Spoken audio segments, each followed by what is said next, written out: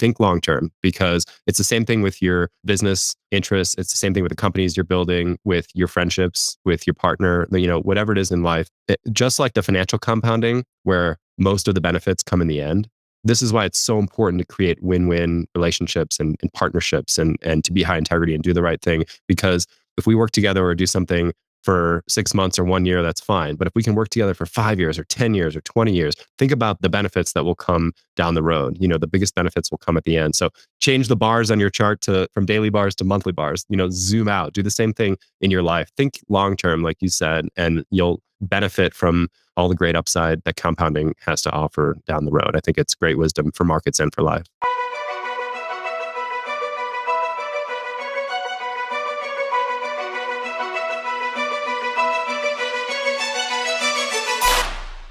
Ryan, it's so good to have you back. Thank you so much for taking the time. I know every time we talk, it upgrades my thinking massively. So I'm so excited for this. Hey, likewise, man. It's always so much fun to chat with you. Be back on the show. Ryan, can we start with just a very high level summary? Most people by now, Bitcoin, crypto, blockchain, they've heard these names. It's been in the news a lot, especially the last year particularly. But for people that aren't familiar, because I feel like a lot of people, even that are on Coinbase and that are investing in these assets, a lot of them don't really know why it's so groundbreaking. So if we could I'd love to just do a little summary on Bitcoin, the broader crypto market, and then blockchain, just why it's so unique. Yeah, sure. I'll try to just keep it really brief, but hopefully your listeners, have heard about the asset class at this point. If you listen to your podcast, certainly they have. But this technology was invented by Bitcoin back in 2009. So it's about 15 years old now. Bitcoin put together a number of different pieces of technology that had predated it around that were functionally trying to solve problems of cooperation. And at its core, I think that's what really makes the technology valuable. It really just enhances our ability to cooperate. And the way that it does that is it allows us to interact with each other in a much more peer-to-peer way. So for instance, today, if I wanted to send you money, I would have to send it through the banking system, through a centralized intermediary. That presents some risks and challenges, like could slow down the transaction time. That transaction could get censored. It could get blocked if the government doesn't like me. That's less of a problem for us in the United States and more of an issue. Censorship's more of an issue for people living in other parts of the world. But it could be a problem that comes here to the US as well. So this technology would allow me to send that value, whatever I wanted to send, directly to you without having to rely on a centralized intermediary. So that was Bitcoin. It's just a piece of computer code.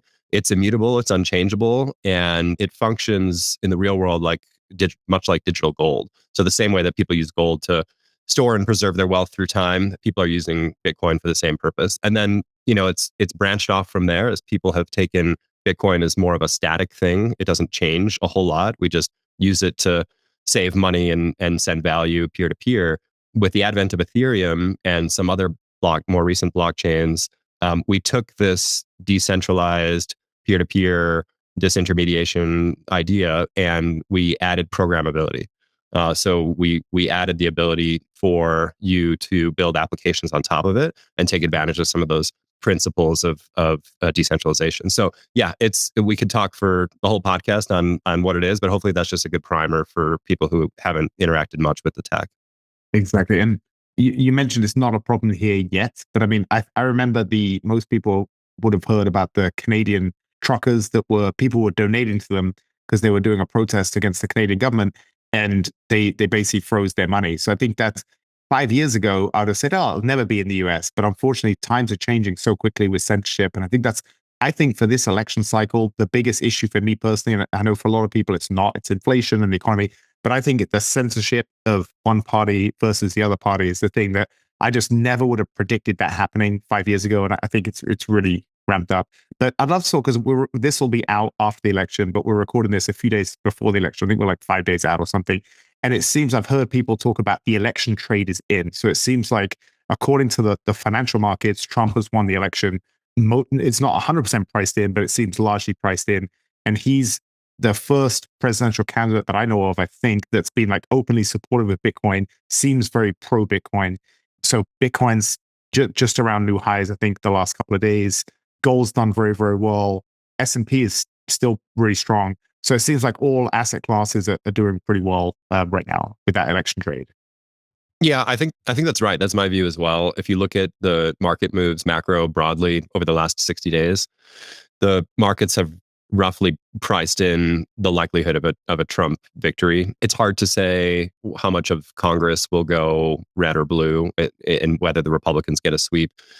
So we should still expect some volatility and fireworks on election day. This, of course, we're recording this before, so folks will know the outcome by the time they hear this, unless, of course, it's a contested election, which presents another risk factor. But yeah, I think they're much closer than prediction markets. Prediction markets actually give Trump a much larger edge, whereas the polls suggest that swing states could go either way. They're really kind of plus 1 to 3 points in either direction. So we really won't know until all the votes have been tallied. But I think, yeah, the market is spent the last 60 days pricing in the likelihood of a Trump victory. And that has implications, of course, for the economy, for asset markets, for the fiscal imbalance at the government level. And so you're seeing, assets like gold and Bitcoin and the bond market, frankly, respond to that. So we've seen a backup in interest rates. I know that affects you in the real estate world. So interest rates across the curve are actually higher now than they were before the Fed cut rates. So the 10-year, for example, was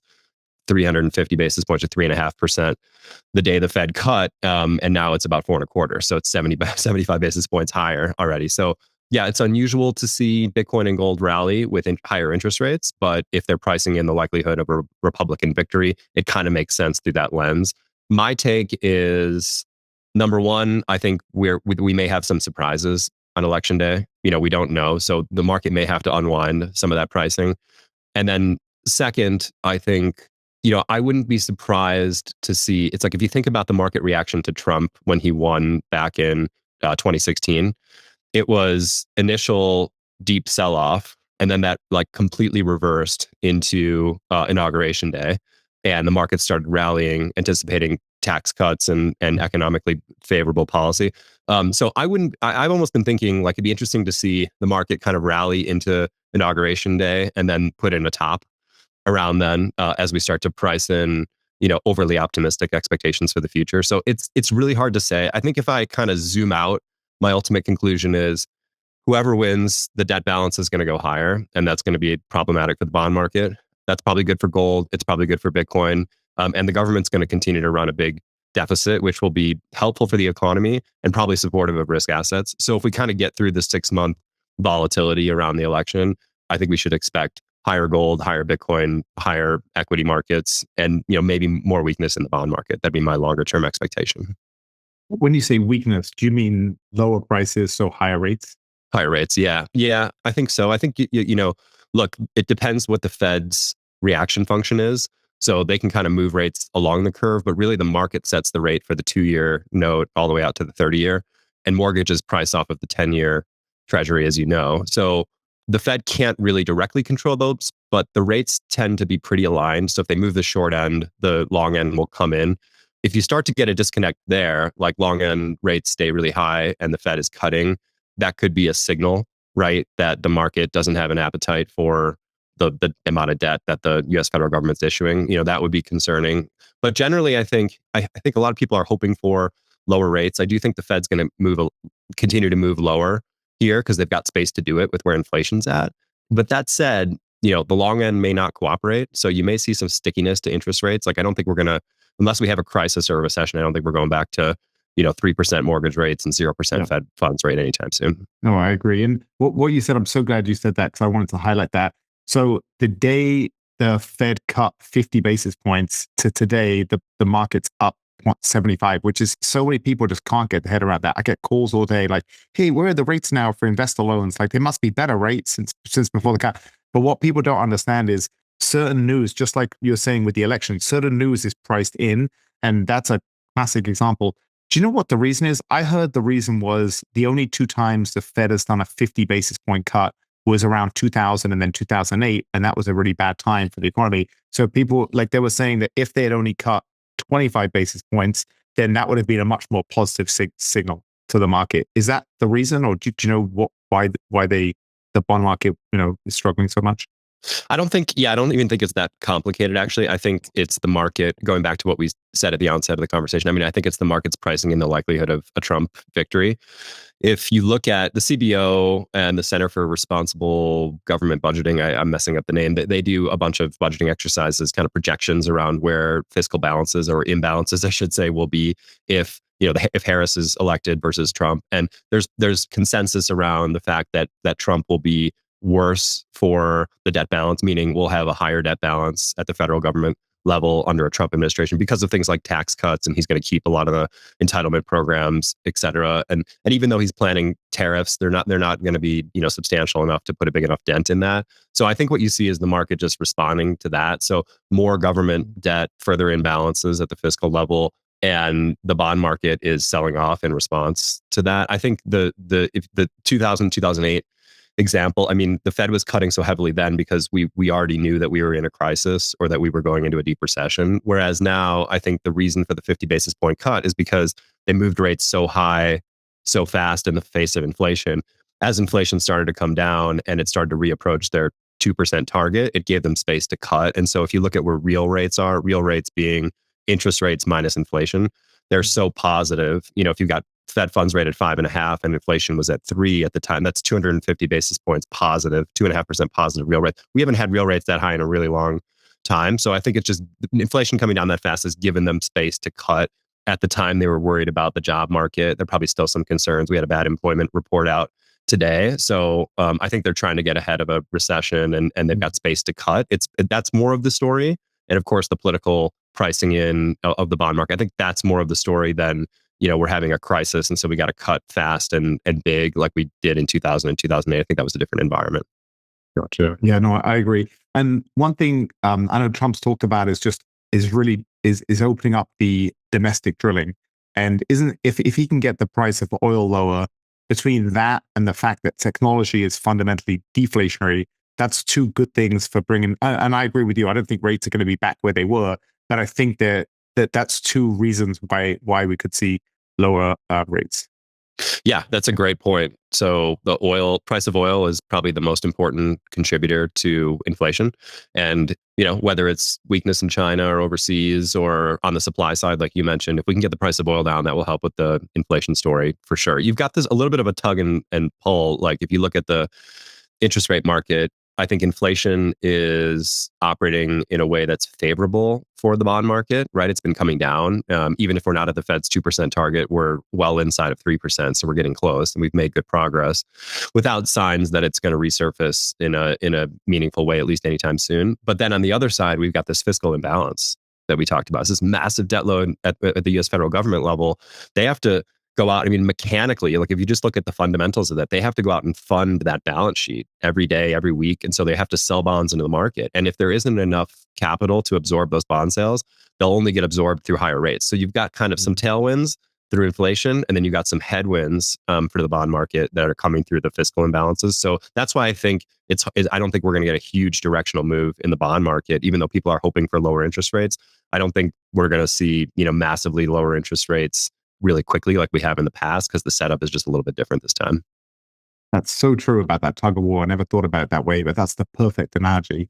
What about Bitcoin's kind of been trading sideways for a long time? And I'd love to talk a little bit about your thoughts on how that's looking. One thing I've noticed is, and this is such an anecdotal thing, but I've seen so much things on Instagram from those like real famous money managers, people that manage a lot of money, talking about these crazy high, if you own 0.1 of a Bitcoin in X amount of years, you're going to be so glad, so thankful. They're pricing in, and it's not immediate, but pretty, they're pretty confident that Bitcoin's going to be insanely higher at some point. And this is almost an opportunity of a lifetime to get in. And I feel like I've seen that message from dozens and dozens of people. And, some are more influential than others. So I guess I'm surprised. I thought if you'd asked me a year ago, or the beginning of this year, for instance, we're just November 1st when we're recording this, I thought we'd be closer to 100,000 than where we are now, even though we made new highs. And then there's the other people that are talking about these 4-year cycles. And I think that as you're getting more and more adoption, you're just not going to have the same massive pullbacks that we've seen before. it is going to be more stable. And I feel like the biggest flaw under the market for me is Michael Saylor. He's saying how many Bitcoin that his company is going to buy. You have people like him. I heard today, a buddy of mine said his brother is in the financial world, and he said there's about 13 trillion on the sidelines of just cash that's got to go in assets. So I think, like, if I had to be a betting man, I think by the summer of next year in a year from today, I think all asset classes are going to be higher. I think Bitcoin's going to be higher. I think gold's going to be higher. I think real estate's going to be higher. I think the S&P is probably going to be higher. That's the way I see it. But I'd love to know your thoughts on kind of the last 6 months of Bitcoin, where it's been kind of range bound, and then kind of where you see it going. Yeah. So with Bitcoin, I always like to zoom out, right? So for any chartists out there, you probably rarely do this, but change from your 4 hour look or your daily look to monthly bars, right? And just kind of zoom out. And if you do that, the trend is very clear and definitive, right? It's up and to the right. And I think we'll continue to see that. To your point, and I think it's a good one, as it becomes a bigger asset, as it matures, we should expect that downside volatility gets dampened, but also the upside returns aren't going to be what they've been the last few years. Like if you would have owned Bitcoin over the last 10 years, it's giving you about 150% annual return, which is pretty damn good. It's really protected you from that monetary debasement. It's outperformed just about every major asset class, including productive assets like real estate and technology stocks, unless you used a massive amount of leverage. And if you did that, you probably didn't survive the volatility of the last few years. So it's done quite well. I think, in the short term, it's always tough. I think if I look back to answer your question more specifically, over the last 6 months, we had a lot of chop just kind of right around the 69K level. 69,000 was the all-time high set in November of 2021 during the last bull market. And so what's interesting about markets is they've got a memory, right? Market memory around these key price levels. And so what we've seen is that as Bitcoin started to recover that 69K level, that there's been a lot of choppiness here from that market memory. So you've got people who wish they would have sold at the top last cycle who want to exit. You got people who bought in the bear market who want to take a profit. You've got people who have owned it for 10 years, have made millions, and are like, okay, I saw the vol last cycle. I just want to cash out. And then, of course, you've got all the new entrants, right? You've got the new adopters that are coming in. So what you've got is this interchange of coins that's happening right around that prior resistance, that 69,000. And so the market needs to break above that 69K level. It's trading, as we're talking, right at 69K. So it needs to break above that, and then it probably comes back and retests it and confirms that that level of resistance has turned into support. And once we have that, then I think the market can move higher. The interesting thing about Bitcoin is that, yes, while it produces these extraordinary returns, it tends to give it to you in really short bursts, right? So it may be like, if we go back, so November of 21, it was 69K. Today it's 69K. That's 3 years, right, of no price appreciation, right? Which is fascinating.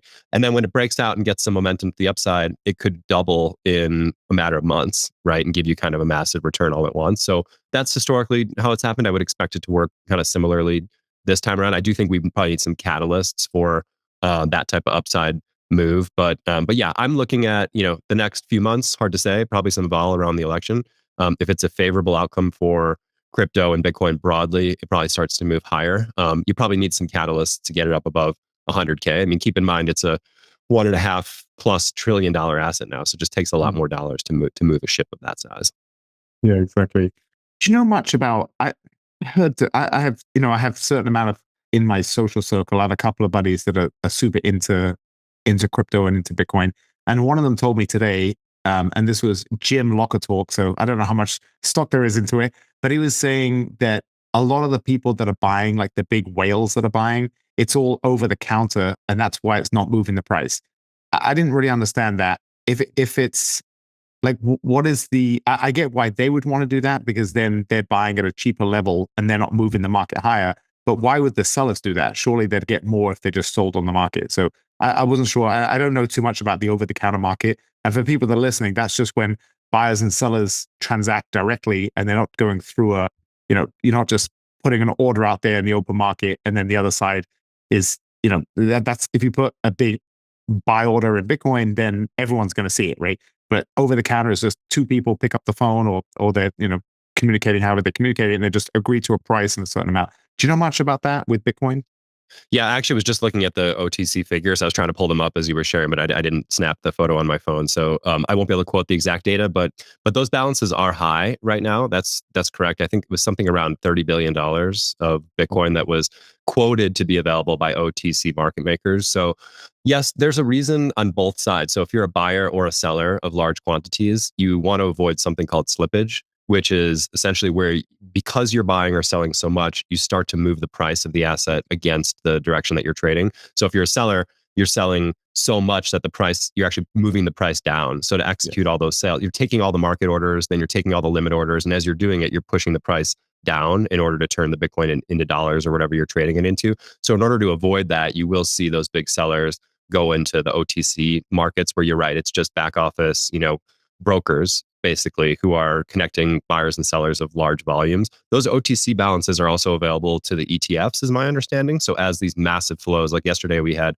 several hundred million come in. I think 2 days ago we had $900 million, almost $1 billion come into the Bitcoin ETFs. That again, that would start to push the price up, and it's probably been a contributing factor to moving the price higher in the market. But with all those, at least theoretically quoted coins that are available to buy on the OTC market, some of those can go into the ETFs to settle at the end of each day, and that can kind of keep the price relatively stable. I think it's another one of those headwind tailwind things right now, where I do think there are some profit takers here. There's a lot of new entrants coming in through the ETFs in particular, and then you've got the positioning keeps getting short term really offside. So people keep seeing Bitcoin as every time it gets near the 69K level, the degens and all the leverage traders, they take these 100-to-1 bets, or they get long perpetual futures contracts or naked call options, and they're basically wanting exposure to Bitcoin breaking out and doing this big move to the upside. Usually a lot of that positioning gets washed out.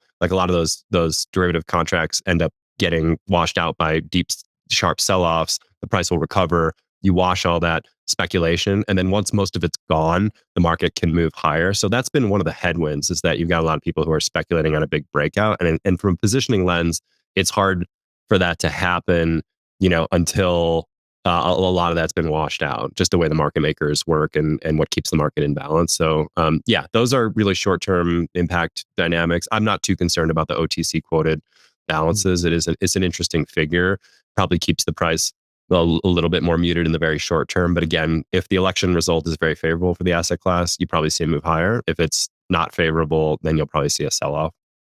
Gotcha. I mean, do you think, and again, this is not a trading advice podcast. I'm just so fascinated picking your brain, Brian, because I know you're so involved in this at such a deep level.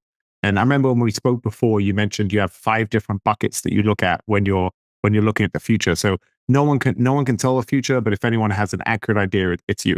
So do you see 100,000 this year? I mean, I guess obviously that would depend on a favorable election result, and then do you see that as being a realistic outcome? Oh, I think unlikely. Yeah, I think unlikely in the next 60 days. Yeah, because that would be a huge move. No, because I remember you mentioned about it when it goes up quickly. So that catalyst, do you think that's going to be something that's unexpected, or do you think that's going to be something that where market factors kind of come together, and then someone like you who analyzes this can say, hey, this is the setup, it's probably going to go, and then once it starts going through breaking technical levels, then you can have this really big run up? Yeah, I think as big at $1.5 trillion market cap, it's going to be really hard to move. I mean, to move it to 100K from 70 here or 69 where we are would be a 50% ish, but that's $700-800 billion market cap, right? It'd probably take I would have to be guessing, but maybe a tenth of that in flow. So 70 to 80 billion dollars. I mean, that's a huge number. Plus the 30 billion we quoted as available in the OTC market. So it might take like $100 billion of new money to move it to 100K per coin. So that feels a little bit like that would be a little bit too rapid to see it by the end of the year. I think, yes, the election is kind of a known event. So to me, yes, it could be favorable, and yes, you could get a big move one way or the other based on the outcome of the election. But because it's a known event, it's unlikely to be the big catalyst. I think maybe what you see is some policy, some conversations around policy that start to come out. So how does, whoever the winner is, how do they start to talk about the asset class, regulation, whether the US is going to include Bitcoin in some sort of strategic capital reserve and how we would actually do that. If you hear more of that type of dialogue, and especially if you get a confluence of overlapping small catalysts, that can amount to a lot of flows and that can really move the price higher. But I've been saying for a while, I think we do need a catalyst to see Bitcoin jump above 100K. I mean, I don't think it's like the days of the past where you blink and it was 70 yesterday and 60 days later it's 100,000. I'd be happy to be wrong about that. And I think that the price will continue to be strong here. But in order for that big, like 50% move to come in such a short period of time, I think we need probably a new narrative to emerge.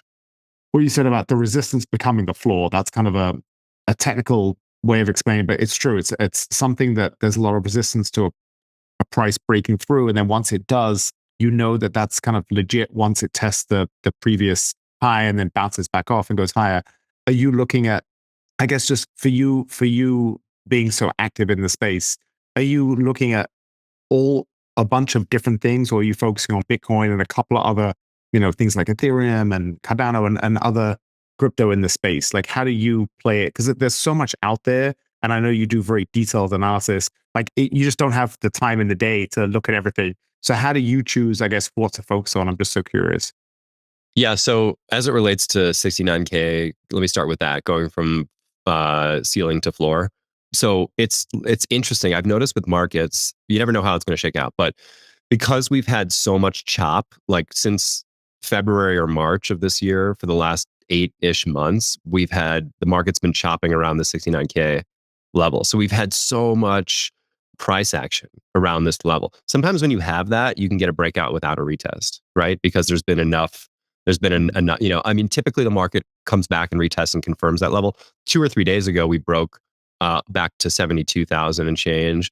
And then today we're back at 69. So maybe that's the retest, right? And we've got the election coming up. So maybe it rallies into the weekend. And if the election results positive, it can move higher without ever looking back. I mean, that would certainly lock out the people who are saying, and it's very logical to say, okay, I want a confirmation of the breakout above this choppy, messy range that we've had for 8 months. And then I want to see it come back, successfully retest. I'll buy there with a stop. That's very clever and it's very cute. But the market, oftentimes doesn't cooperate with those trading strategies. So the best way to do this, in my opinion, is buy and hold with assets that you think have long-term value. That's what I do. So I've been holding the same, bucket for a really long time.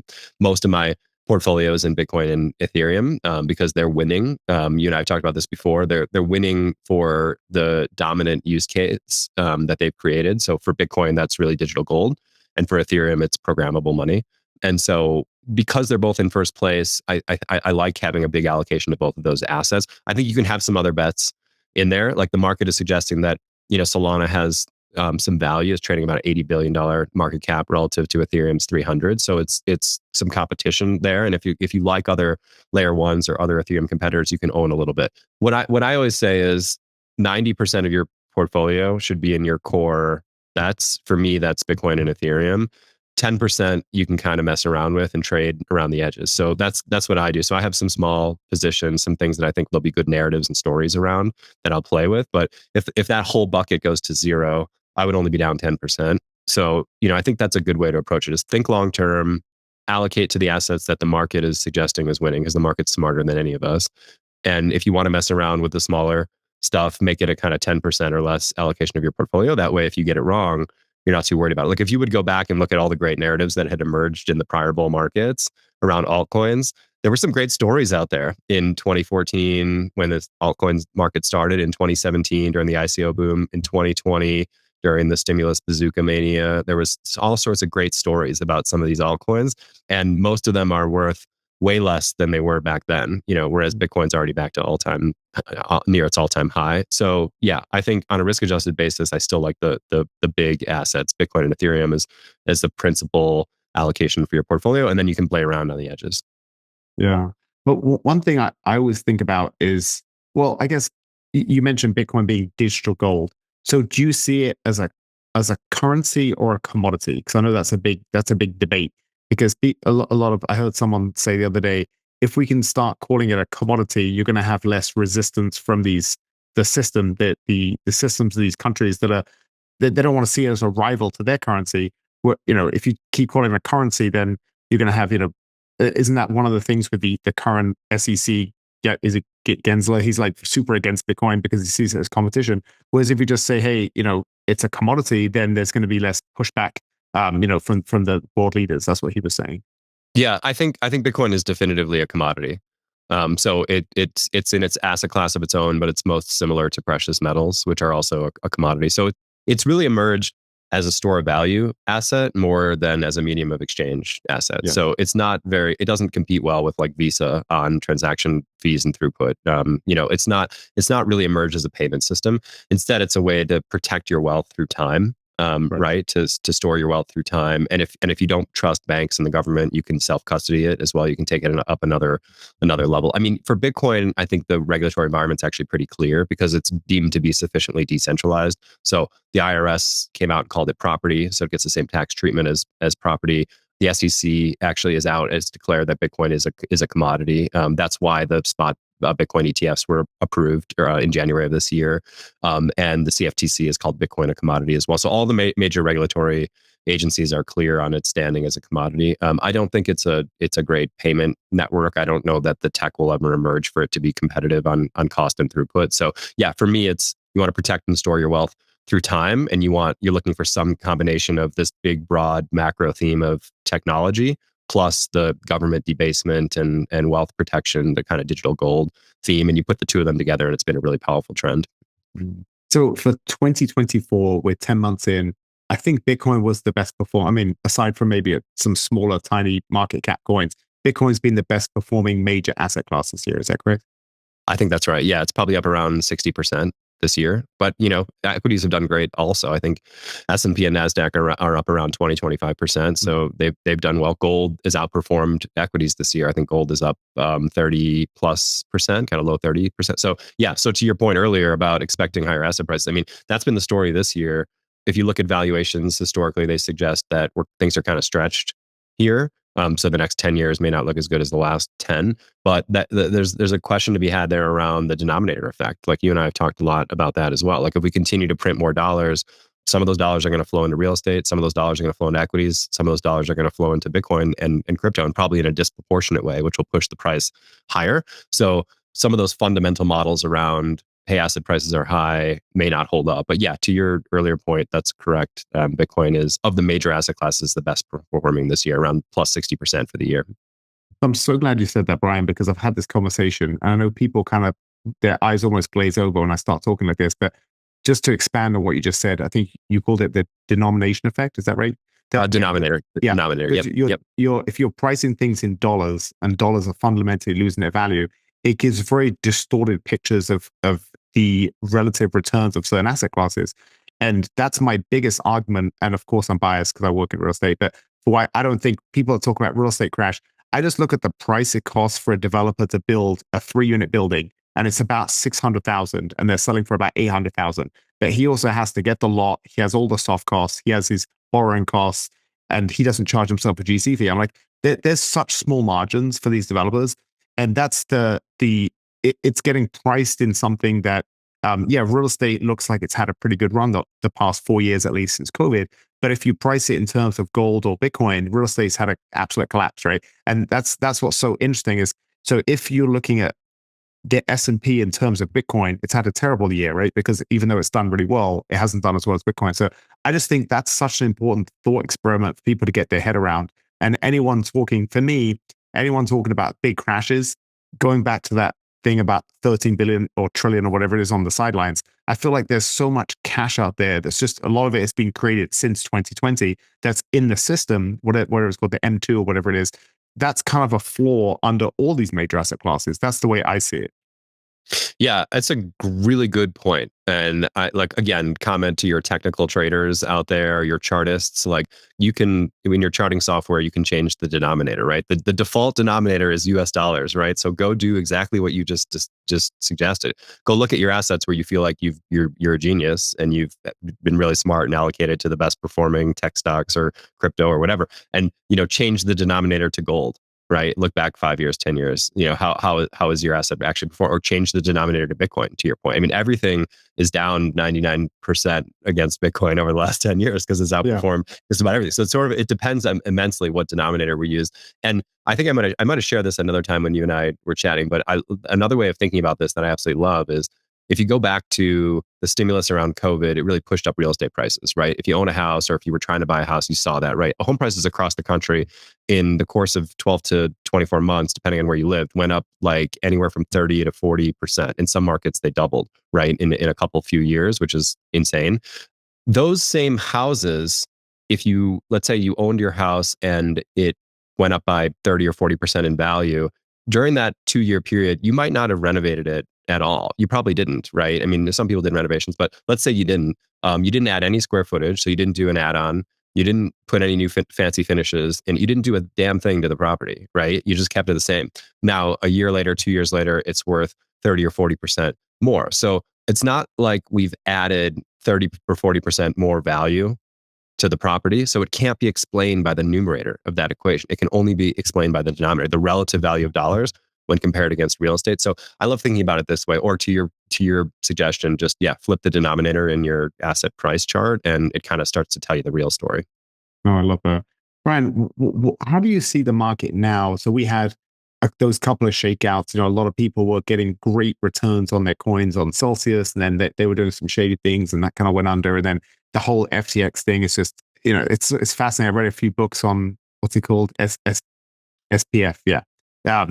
And it says Sam was just such an eccentric, odd character, and it was just the perfect timing where he had some prestige around him, and just people were just throwing him so much money, and he was just like this crazy frat kid who was a couple of smart people I heard interviewed in one of the books about him was saying that they could tell something was off with him straight away, and they're like, I've got no interest in giving this kid any of my money, but he just fooled so many people. It's incredible. I feel like he kind of sums up the times we live in, where you just need to look. Is like that lady that had the company and she dressed just like Steve Jobs, and everyone was giving her money, and it was all just a scam too.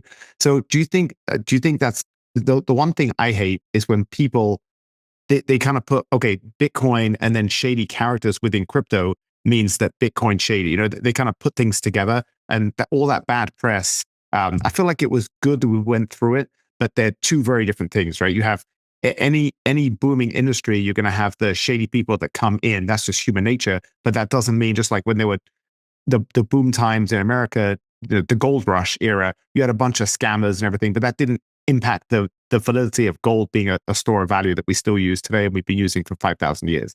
So like, how do you see all the shakeouts we've seen and the craziness and the volatility? Do you think that's good? We got it behind us. Do you think that's going to be the story of Bitcoin in the future too? Because that's kind of been a story from, the Mt. Gox days, one of the earliest exchanges that went under. And I just heard that a bunch of those guys got their money back, which is crazy, years and years later. But yeah, where do you see all the crazy stories that people write books about, how that kind of impacts us going forward? Look, there's a black eye for the industry from some of the bad players, no doubt. I mean, people lost money. Those bankruptcies were terrible. SBF's got a 25-year prison sentence, right? Like that's not a good look for a new emerging technology. That said, to your point, you've got to separate out the protocols themselves, like Bitcoin, Ethereum, and the others, which are sufficiently decentralized, which are governed by the users, right? Not the creators. That's the key distinction with this asset class. And you have to separate that out from the centralized companies that operate in the space. And so if you look at Celsius, BlockFi, FTX, which was a fraud, those were centralized companies that popped up to be service providers, whether they were exchanges or they were, banks, essentially centralized lending intermediaries. They were acting like banks. Those companies were poorly managed, and they introduced custodial risk, because they were holding your assets, and they introduced risks of counterparty risks like fraud and mismanagement and things like that. And we saw a lot of that come to play out over the course of 2022 and 2023. And it was really unfortunate for the industry. But that said, there was never any issues with Bitcoin, the protocol. There were never any issues with Ethereum, the protocol. Everything kept functioning exactly as it should. And those protocols continued to be governed in a fair, open, decentralized way by their users. Those centralized companies failed. They went bankrupt. People lost money because, there were frauds and bad players. So I do think you've got to separate out those two things. And I think if there's one lesson that we take away from it, it's that I don't know that a lot of us were really appreciated. I mentioned it at the beginning of our conversation, the value of a self-custodial asset, right? Like we're all accustomed in the United States, like the banks are relatively safe. Like we leave our money in the bank. We feel like it's safe. We can go walk into the branch and get it when we need it. If a bank fails, like a few of them have failed, the government typically steps in and bails you out, or you've got FDIC insurance, as long as you don't have too big of a balance. So we've got a pretty safe system. So we don't think about it a whole lot. But in other countries, that isn't the case. And in the US, maybe that might not be the case in the future, depending on a confluence of factors. So as I think about that, I think prior to 2020, 2021, BlockFi, Celsius, FTX, et cetera, people didn't really think that much about the value of being able to self-custody their assets. And now a lot more people do. So a lot of people I know who were just acting around the fringes, a lot of them have hard drives. Now they've got self-storage hardware, and they hold their assets that way. And I think it's a lot safer. So if anything, what emerged from that is a deeper appreciation for the value of being our own custodian, which in the United States is something I don't think we've thought a whole lot about until more recently. Yeah, so many people that are immigrants from countries where bank runs are common. They have so much more appreciation. But yeah, we tend to forget that times are good until they're not, and then it's too late. And so right now I don't have much at all because I've been stuck with some real estate projects that have been pulling up a bunch of my money, which sucks. I'd love to have a lot more in crypto, but I have a little bit on a Coinbase wallet and then a little bit on a drive offline. That for people that they're not trying to go all in, they just want to have a bit of exposure to crypto. Do you think, because Coinbase it's just so user friendly, it's so easy, has some amazing apps like the one where you can just put, I want to have a reoccurring buy once a week, this much money. It's such a good way for people. I got friends that have saved up, pretty decent amounts in crypto just from doing that a little bit every week for the last, 2-3 years. So it's a great way to do like automated forced savings, which I think is great for people. Do you have some thoughts on Coinbase? I mean, aside from the fact that I know the fees are very high, I just think it seems like such a good platform. It seems like it's free. It's been audited. And does it have insurance? I'm not sure. They do have an insurance fund. Yeah, I'm not clear on exactly how it works and what that would cover you, I think, for some failure of Coinbase, but because it's third party provided. But I don't believe it would cover you if you were, let's say, responsible, like you were negligent and gave your password away, or Gotcha. gave your private key away, or your authenticator code. If you did that, I don't think the insurance policy would cover you. But yeah, I'm a huge Coinbase fan. I'm a Coinbase shareholder, full disclosure. I've owned the stock for 12 or 18 months now. And I think it's a great company. They are publicly traded, so they're SEC compliant. You can comb through their public filings. People will come out and conspiracy theory stories about they're the next FTX. Like, that's very difficult to do with a publicly listed company Yes. with as many eyes. It's not impossible, right? We saw it with Enron and some others in the past, but I think it's relatively safe. I think the company, I've been really impressed with Brian Armstrong and what they've done. If you look at Base, the L2 they spun up on top of Ethereum, it's generating millions of dollars of transaction fees for them, and it's growing. I think it's the fastest L2. It's competing with Solana in terms of its growth rates. So it's been really impressive, and I think they want to do more on chain. So I'm extremely bullish. Coinbase actually had a bad earnings report yesterday and sold off, or 2 days ago and sold off. So I think it's actually an interesting spot here in terms of for people who are looking to own a little bit. Coinbase, to me, it's a roughly $40-50 billion company. I think it could easily be a $100 billion plus company this cycle. So I do like it a lot. That said, I think in terms of custody, look, if it's a tiny percentage of your net worth and you don't want to deal with self-custodial challenges and learning all that, like, I get it. Leave it on exchange like Coinbase is probably okay. If it starts to become a meaningful part of your portfolio in terms of dollar value, I think you should mess around with self-storage. And I think it's good to learn. It gives you a different appreciation for the value of this technology and how it works. You start to think about your assets differently when you do it. So I think it's fine if you want to have a trading book and you're somewhat active with part of your portfolio that can stay on exchange. That's what I do as well. But then the core part that you're just, hey, Bitcoin's a 10-year story or 20-year story, or I'm just want to hold it, set it and forget it, stuff it away under my mattress, like put it on cold storage, mess around with it. It's you can watch a few YouTube videos about how to use a product like Ledger. Ledger, I think, has their stacks that's coming out. It was designed by the guy who created the iPod. So it's like really user friendly. It's got a touch screen. I think it's out. So that's a super simple way. You can watch a 20-minute YouTube video and figure out how to do it.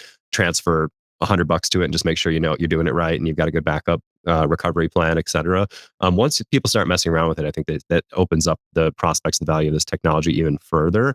So I would encourage you to do both, and especially if it's meaningful dollars, you really want to think about custodying them yourself. Though I think if you're not willing to do that, Coinbase is a reasonably acceptable second solution. Yeah, I use Ledger, and thank you for saying that about Coinbase. That's kind of the derivative of, if you believe in the crypto market, if it does well, Coinbase as a third party, as a company is going to do very well. So there's so many ways to get exposure to the crypto market and to Bitcoin without being directly involved. And I think that Coinbase stock is a great example of that.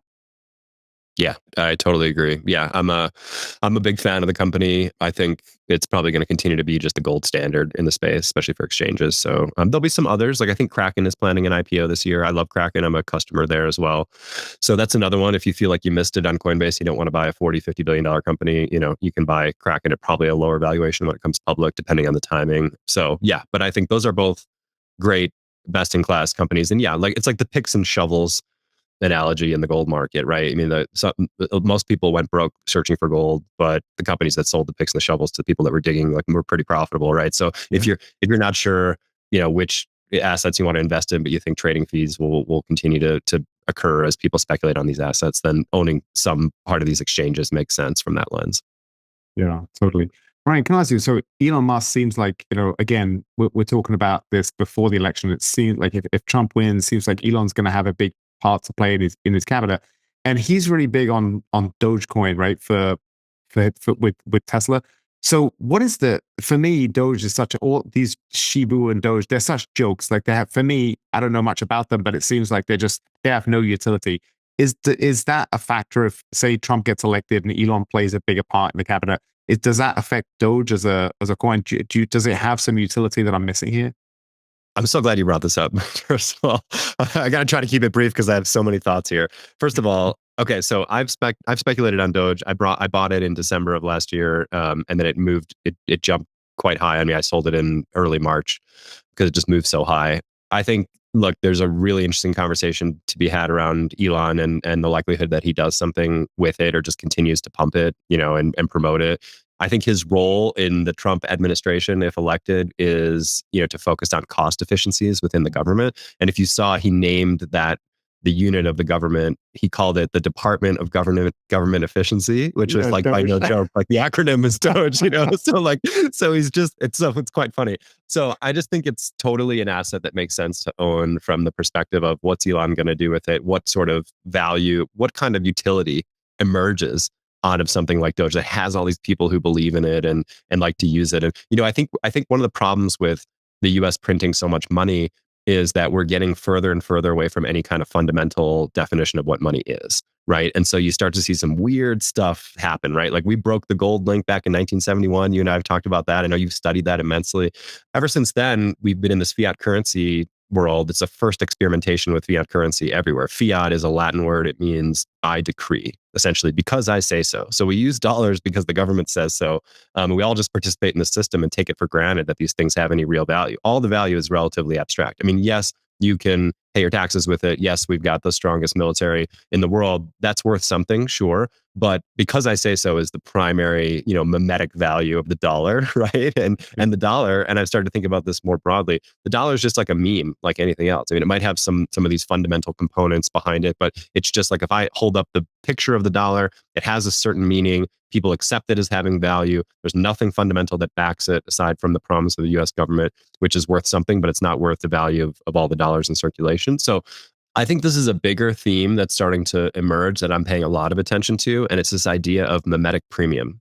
So as we've gotten further and further away from fundamental value, it is we're starting to see more obscure assets take on a premium that start out as a joke, like Doge, or people are just gambling or speculating on. But then at some point, maybe they emerge some type of sustained value or some type of utility, like maybe that's where Doge is going. I've started to think about all assets really as having some mimetic premium. So like gold is another good example, right? Like gold has no value. If it's the sort of the gold water paradox. I think it's the water diamond paradox, but let's pretend it's gold. It's like something like water is abundant and we need it to survive, but it has very little value because it's abundant. And then something like gold is scarce, but we don't need it to survive, but it has a huge premium just because it's scarce. So it's really a meme also. I mean, we just find it's a shiny metal. And because humans like shiny, scarce things, it had value and we use it as money for thousands of years. We used to do this with traditional, we still do this, excuse me, with like traditional finance accounting, right? So if you look at like Coca-Cola, for example, the equity value of Coca-Cola outstrips its asset value immensely, right? And so how do we plug that when we do the accounting?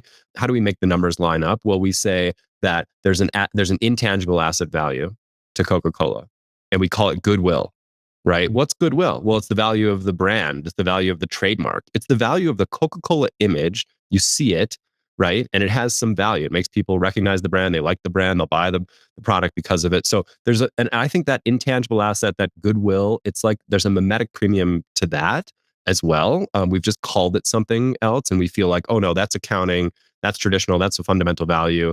But this Dogecoin stuff is garbage. Like, I'm not convinced of that, actually. I'm being more open-minded about this stuff. So I'm starting, Tesla's another good example where the valuation hasn't made sense to fundamental analysts like forever. But what's the mimetic premium of Elon? Look at MicroStrategy, right? MicroStrategy is trading at 3 times the value of Bitcoin that they hold on their balance sheet. What's the mimetic premium of Michael Saylor, of being the Bitcoin meme, So like, I'm starting to take this mimetic premium idea and apply it to other things, because I think we're sort of getting further and further away from a fundamental definition of money. And we need to kind of broaden out our thinking. Now, there's going to be, most of the stuff's going to go to zero, right? And during a bear market, the mimetic premium is going to be the first thing that gets washed. But during a bear market, excuse me, and during a bull market, it's probably where you're going to see the most amount of value accrual. So I've become a lot more open-minded to something like Doge, a lot more open-minded to the mimetic premium of all assets. And and I think it's even for someone like me who's a fundamental analyst, I think it's something that should factor more and more into our calculus around where we want to allocate our capital. That's so interesting. Yeah, I couldn't agree more, because it's so hard for me to get my head around those kind of premiums, but it's true, and that's crazy. I didn't know that about the Michael Taylor premium. It's was it Taylor, yep. MicroStrategies? Yeah, Yep. it's 3 times the price of Bitcoin, but basically I know people own it as basically another kind of a second derivative way of owning Bitcoin without actually, you can have a stock, but it's so tied to Bitcoin. But that seems like a crazy high premium. Yeah. Oh man, the MicroStrategy story is fascinating. So there's a lot of factors, right? Like, people are using it to express upside. Basically, when they want to gamble, they want Bitcoin exposure with leverage. They're using MicroStrategy as a vehicle for that. That's part of the story. There's a lot of 2x, 3x MicroStrategy ETFs that came out and that you can buy options on, that, a lot of degenerate traders are buying. So whoever's selling those options, like the dealers, when they sell the call option, they have to buy MicroStrategy on the other side to hedge. So like, that's been pushing up the price, right? There's a lot of complex kind of market plumbing stuff.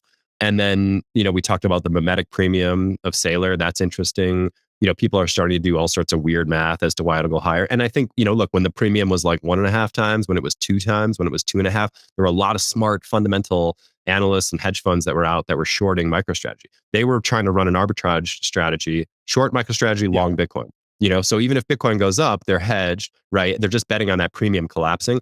And what happened was that premium continued to expand. It went from 1.5 to 3x. They lost, half their bet, and they had to close out that short. Well, to close out that short, because they were short MicroStrategy, they had to buy it, right? So that's pushed it up further. The most fascinating thing one of the most fascinating things I've ever seen in financial markets happened yesterday, which was at the close of business on Wednesday, Saylor announced a $42 billion capital plan, $42 billion to buy Bitcoin. So half of that's going to be in an equity raise through something called an ATM. It's the largest such equity raise via an ATM vehicle that's ever been done in the history of markets. He's just going to sell shares onto the open market. $21 billion. If you're an equity holder and you know that much supply is coming, that in all instances of the past has collapsed the price. On Thursday, the day after the announcement, because the market was closed when it was announced, MicroStrategy's stock price was up. And it's up again today. So again, it's like we're all scratching our heads saying, well, there's a clear trade here. Let's short MicroStrategy. And that seems, from a fundamental lens, like it makes some sense. But remember, like, We saw the GameStop AMC crowd completely wash out the sophisticated short sellers back in 2020 and 2021. Like who's going to be carried out in a casket, this cycle. So I think it's probably more interesting to look at MicroStrategy from the long side than from the short side, even though none of this stuff makes sense to me. I know I've probably left a lot of people confused with that, but yeah, I'm just sort of commenting on some of the weird directions that I'm seeing markets go, and I think a lot of it just has to do with the breakdown of money from any kind of true fundamental value. It has consequences, and I think we're starting to see some of those emerge. That is so interesting. And it reminds me of that old trading saying, markets can stay irrational longer than traders can stay solvent. And that Microsoft, was it MicroStrategies? That's Yep. Yep. MicroStrategies. That's the perfect example of that in real time. It's happening right now. And that's crazy. Wow. Oh, man. These markets are so interesting. Brian, is there anything I missed? Is there anything on your mind with the markets or with the crypto world that we missed that you wanted to touch on? The only thing that we didn't cover is, well, I think we didn't cover precious metals. If you want to talk about that, we didn't cover Ethereum. I think briefly, my view on precious metals is, we talked about the fiscal imbalances. I think I went back and looked at bull markets in precious metals, historical bull markets. 1970s was the first big one after unlinking from the dollar from gold. And then the 2000s was the second one. That was really a China-driven commodity story. All commodities did well in the early 2000s. They were both 10-year bull markets, and they produced like 1,000+% returns. I think this bull market started around March of 2020 with the stimulus bazooka in precious metals. And so I think we're like 4 or 5 years into what could be a 10-year story. So I still continue to like precious metals. Here, again, gold's outperformed equities this year. That's really interesting. Tells you about that denominator story. Yeah. And then second, I mentioned Ethereum. Ethereum's really underperformed the market here, which is interesting. The biggest reason I can think of for that is it has a bit of a narrative problem. So they chose a particular roadmap for scaling the project, and they're running into some challenges with that. It's not as seamless and working as well as some of their competitors. And so I think they've seen a lot of bearishness, a lot of negative stories about Ethereum. From my perspective, I kind of look at it as, look, I think the upside kind of call optionality of Ethereum is still there, and I think the price is lower and the sentiment is poor. So it has all the kind of upside potential with a better entry price and with weak sentiment. When sentiment's weak, that's usually a good time to accumulate good assets. And I still think it's a good asset with a good story. If their scaling solution doesn't work, I have enough confidence in the Ethereum Foundation and the development team that they'll pivot it. So for me, I think I've been saying this for a while. I don't know when it's going to reverse. It's going to have a lot of overhead resistance because there's a lot of people who feel stuck or trapped in it and are negative and bearish on it. So I don't think the story is going to change tomorrow. But I think if we look back on this period, a few years down the road from now, we'll look at the price of Ethereum today as being a good entry price and a good opportunity to have accumulated some. So I kind of take the other side on the negative sentiment around Ethereum. That's probably the only thing we didn't cover. I appreciate that, and I couldn't agree more. And one of the reasons I love talking to you, Brian, is what you said about precious metals. So, I look back at these previous bull markets; they tend to be in 10-year cycles. We're about 4 or 5 years in, halfway through. So it seems like it has a lot of upside. I just think that's in today's world where we're so Trump was nearly killed, and then 2 days later the news cycle had moved on and everyone had forgotten about it. We're in such a fast-pacing cycle. It's so good to zoom out, and that goes for life advice too. Like if you're thinking about goals and dreams, whenever I come to a big decision, I always think 10 years down the road, which do I want myself today to take the left path or the right path? And that always gives me my answer. So I just think that's such a good lens to see the world, not just the financial markets. Yeah, I love that. It's so true. I think long term, I think about it in terms of compounding. So compounding is, for those of us that in the finance world, compounding is we use it all the time, right?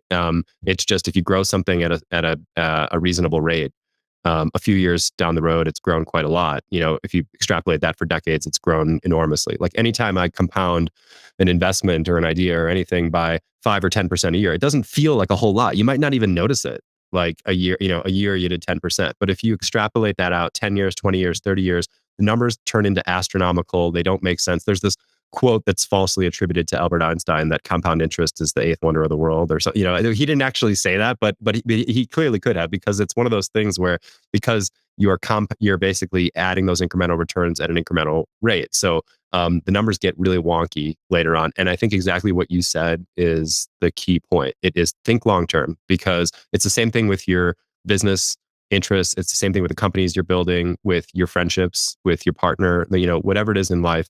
Just like the financial compounding, where most of the benefits come in the end, this is why it's so important to create win-win relationships and partnerships, and to be high integrity and do the right thing. Because, if we work together or do something for 6 months or 1 year, that's fine. But if we can work together for 5 years or 10 years or 20 years, think about the benefits that will come down the road. The biggest benefits will come at the end. So yes, like go back to the beginning of our conversation, change the bars on your chart from daily bars to monthly bars, zoom out, do the same thing in your life. Think long term, like you said, and you'll benefit from all the great upside that compounding has to offer down the road. I think it's great wisdom for markets and for life.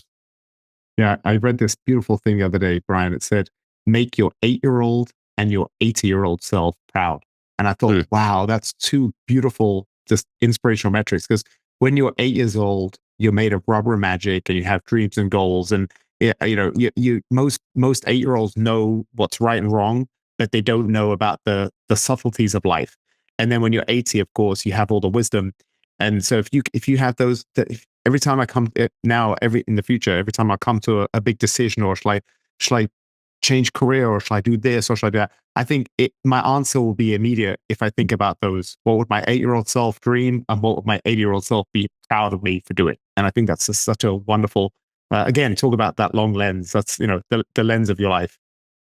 Yeah, I love that. And we have wisdom at that age that we can sometimes lose. Like one of my favorite questions for people is, what you go back to your 8-year-old self, what would they be proud of about the person you've become today? But also, what might the 8-year-old version of yourself say, don't lose, that you might have lost along the way? Because we had wisdom at that age also. And as we get old, we get older, we get all caught up in these little details, and sometimes we forget how to play, or we forget how to just be joyful. And when you play with your son, like, I'm sure he does a great job of reminding you about all that beautiful stuff.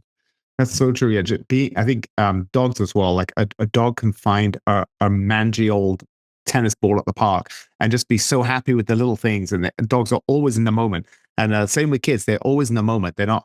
And it's impossible as an adult not to worry a little bit about the future, or ruminate a little bit about the past, but keep it to a minimum. And really, I really think the key to a successful life is as many wonderful days as possible, and every day just trying to really appreciate what you're doing in that day, and not get focused on one thing. I've really realized, Brian, is I used to always think, if I can just get this done, when I was fighting, particularly, I got 6 weeks to a fight. I can't really relax until it's over. So if I can just get through this 6 weeks, then I can be happy. And now there's so many areas in my life where I'm not where I want to be. And a bit of my finance backstory about all the mistakes I've made in my life. And it's fine, because now I realize that I have confidence that I'm going to figure out. I don't know if it's going to be in 3 years, in 10 years, whatever it's going to be. So as long as I have that confidence, I don't have to have all the wealth I want today. I don't have to be set up for life and my legacy set. Like, no, I still like having the drive to trying to achieve that down the road. But I don't have to wait to get there to be happy. And that's been just changing that mindset. Even it's been probably about a year since I've really changed my mindset on that, where I've just got to be happy now, because tomorrow's not promised. And Brian, I don't know about you, but I'm 45. I know so many people that have passed away the last few years. It's been brutal, just from you know accidents and suicides and cancer, and just drugs, and just so many different people. And thankfully, not too many have been super close. But it'll be like a friend from the gym's brother, or a guy I used to train with 10 years ago, but we kind of lost contact. Or you're hearing these stories, and it's like, man, life is precious, and we never know what's around the corner. And it's just so funny how, when you go through different stages of life, I never in my 30s even thought about death. And now suddenly I'm in my mid 40s, and I'm like, man, you see it enough where you just think, man, tomorrow isn't promised. And it gives you much more appreciation of the time you have today.